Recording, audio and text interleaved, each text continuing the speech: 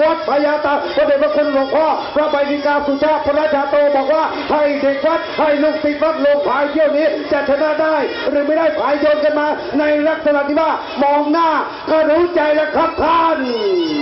ครับไม่ธรรมดาครับก็ถือว่าพายโยนกันมามองหน้ารู้ใจพี่น้องแฟนคอเรือยาวก็ต้องเข้าใจตรงกันนะพี่น้องนะรู้ว่าฝีมือหรือว่าการฟิตซ้อมเป็นรองฝีพายเรือบางคนที่เขามองตาเขาก็รู้ครับพี่น้องเนาะว่า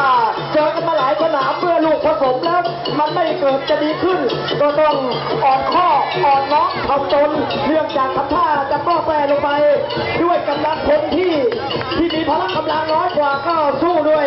น้ำใจของลูกผู้ชายตัวจริงกระทิงแดงจากเพชรบุรีจากขอบคุณ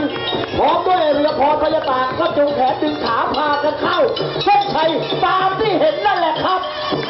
ครับผลการตัดสินจากคณะกรรมการไม่รอช้าตัดสิน